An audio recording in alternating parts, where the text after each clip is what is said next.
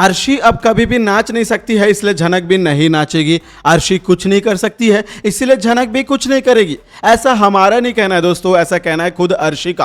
अर्शी को अनिरुद्ध वापस लेकर आया। जी हाँ, अस्पताल से लौटकर वापस आ चुकी अर्शी और घर वालों के कहने पर अनिरुद्ध अर्शी को अपने घर लेकर आया। लेकिन अनिरुद्ध अब घर वालों के कहने पर नहीं, बल्कि अर्शी के कहने पर झनक के साथ एक खास डील करने वाला है। वो कौन सा डील है, आइए जानते हैं आज के इस खास रिपोर्ट में। नमस्कार दोस्तों, आप सभी का स्वागत है टाइम्स ऑफ मीडिया में, जहां पर झनक से जुड़े एक और ताजा तरीन अपडेट को लेकर मैं वेणु कुमार आप सभी के सामने हाजिर हूं। जहां पर आज के हाई वोल्टेज ड्रामे के एपिसोड में देखा गया कि झनक को लाख समझाने के बाद भी गुरुजी बार बार बताते हैं कि झनक, तुम्हारे अंदर टैलेंट है, तुम अपनी कला का सम्मान करो, तुम्हें ये ऑडिशन देना होगा। फिर भी झनक नहीं मानती है। झनक को फेमस नहीं होना, झनक को अपने इसी जॉब पर रहना, इसीलिए गुरुजी झनक के साथ ऐसा बिहेव करते हैं जिससे झनक को यह समझ आए कि आखिरकार उसकी क्या जगह है। इसीलिए झनक को धीरे धीरे ये बात समझ आती है कि उसे भी ऑडिशन देने चाहिए। इसीलिए झनक ऑडिशन के लिए तैयार हो जाती है। और यकीन मानिए दोस्तों, सिर्फ ऑडिशन के तैयार नहीं, बल्कि झनक ऐसी रॉकिंग परफॉर्मेंस देती है जिससे सारे जजेस बहुत ज्यादा इंप्रेस हो जाते हैं। और इंप्रेस होने के बदौलत झनक को अब इस ऑडिशन के बाद फाइनल राउंड के लिए सेलेक्ट कर लिया गया। जी हां, झनक के फैंस के लिए बहुत बड़ी खुशखबरी है। अब झनक पूरे दुनिया के सामने अपने डांस का ये झलक दिखलाने वाली है। जिस तरीके से झनक ने आज तक अपने सपने को पूरा करने में मेहनत किया था, आज वो दिन आने ही वाला है। लेकिन रुकिए एक मिनट, ये सब कुछ इतना आसान नहीं होने वाला, क्योंकि लौट कर अर्शी जो आ गई है। और आप सभी को पता है, जब तक इस दुनिया में अर्शी सांसें ले रही है, तब तक झनक के लिए आजादी की सांसें लेना बहुत ही ज्यादा मुश्किल हो सकता है। और ऐसा ही अर्शी करने भी वाली है अनिरुद्ध के साथ में, अनिरुद्ध को ब्लैकमेल इमोशनल करके। जी हां दोस्तों, आज के एपिसोड में अर्शी वापस आ चुकी है। घर लौटकर जब आती है तो अर्शी को अनिरुद्ध के घर वाले अपने घर लेकर आते हैं, क्योंकि इनका यह मानना है कि अनिरुद्ध और अर्शी की ऑलमोस्ट शादी हो चुकी है। यानी पूरी नहीं हुई है, लेकिन इनका मानना है कि 90% शादी हो गई है। अब शादी तो शादी होती है, अब इनके पास 90% हो या कुछ भी, इसीलिए पहले से ही अर्शी को अपनी बहू मान रहे। या फिर यूं कहें कि इनको यह डर सता रहा है कि कहीं झनक को अनिरुद्ध ढूंढ लेगा तो झनक के साथ अपने प्यार को कबूल करके वो झनक से शादी न कर ले, और इससे अर्शी के साथ उनका रिश्ता टूट जाएगा और बेचारे उनके बेटे अनिरुद्ध को अर्शी नहीं मिल पाएगी। इसीलिए ये लोग डर के मारे ना अर्शी को पहले ही अस्पताल से सीधा अपना घर लेकर आते। लेकिन अर्शी इतनी भी शांत लड़की नहीं है जितना कि ये घर वाले सोच रहे। आज सभी को पता चलता है कि अर्शी वापस लौट कर आकर अपने इस कमजोरी का फायदा उठाती है। अर्शी कभी भी खड़े नहीं हो सकती, या फिर यूं कहे कि ढंग से नाच नहीं सकती है जब तक कि उसका पूरा ट्रीटमेंट ना हो जाए।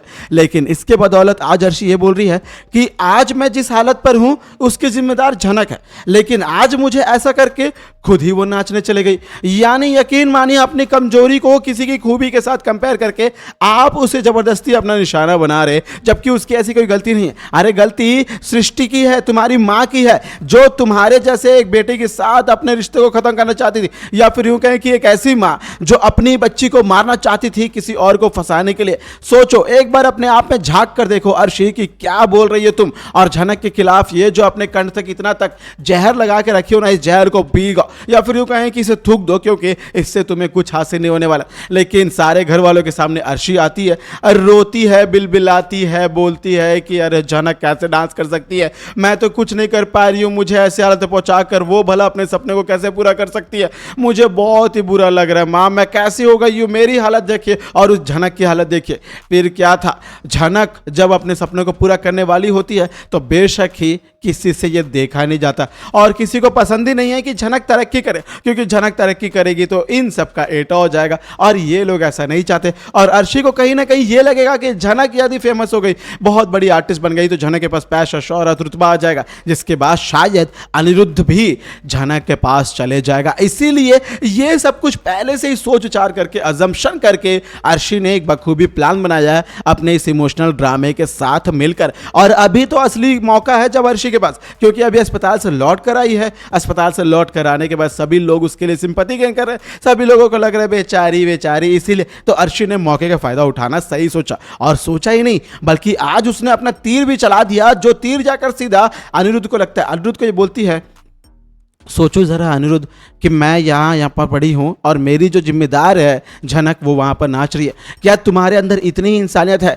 क्या तुम्हें नहीं लगता कि वो हम सबके साथ गलत कर रही है? तुम्हें भी उसने नहीं बताया, इसीलिए जाओ अनिरुद्ध और उससे पूछो सवाल कि आखिरकार वो क्या चाहती है। क्या वो अर्शी से नफरत करती है? क्या उसने जानबूझकर अर्शी के साथ ऐसा किया? ये वो पलाना ढिमकाना, बहुत सारी बातें बताने वाले, जहां पर अनिरुद्ध को समझ नहीं आएगा कि आखिरकार वो क्या करे। इसीलिए वो मुंबई चला तो आता अर्शी की बातों को सुनकर, लेकिन अनिरुद्ध को यह पता है कि उसे झनक से क्या बातें करना है। अनिरुद्ध को यह पता है कि झनक के सपने को पूरा होते हुए देखने के लिए वो भी कितना ज्यादा बेताब है। इसलिए अनिरुद्ध अर्शी को रोकेगा नहीं और झनक को रोकेगा नहीं, और अनिरुद्ध झनक को और सपोर्ट करेगा। लेकिन हाँ, ये बात जरूर बोलेगा कि इस परफॉर्मेंस के बाद जब जीत जाओगे तो वापस घर ही आना। और झनक तभी अनिरुद्ध को यह मना करेगी कि मैं घर नहीं आऊंगे, जिसके बाद अनिरुद्ध झनक को कसम भी देने वाला है। कुछ सूत्रों से हमें यह भी पता चला है कि अर्शी वापस लौट कर आएगी, झनक लौट कर वापस आएगी, लेकिन झनक जब आएगी तो अपने साथ कई सारी शर्तें रखेगी। जिस तरीके से सृष्टि, अर्शी, सारे लोग चाहते हैं कि इस घर में झनक ना रहे, वैसा ही झनक जब वापस आएगी तो वो भी ये बोलेगी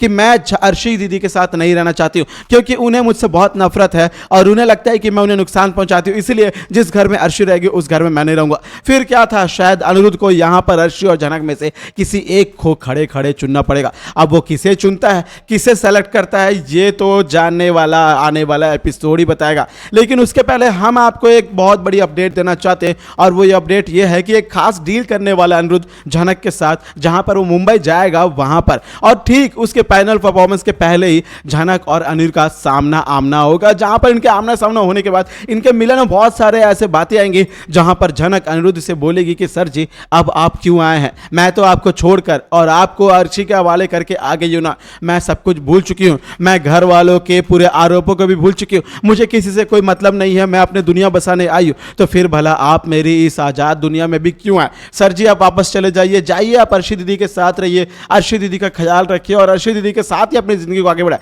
उनसे जो बची कुची शादी की रीति रिवाज है उन्हें पूरा करके, शादी करके आप उन्हें अपनी पत्नी बना ले। फिर क्या था, अनिरुद्ध बोलेगा कि नहीं, मैं तब तक नहीं बनाऊंगा जब तक कि तुम अपना सपना पूरा नहीं कर लेती हो। फिर क्या था, एक बार यदि झनक अपना सपना पूरा कर ले तो बेशक ही झनक और अनिरुद्ध एक हो सकते हैं।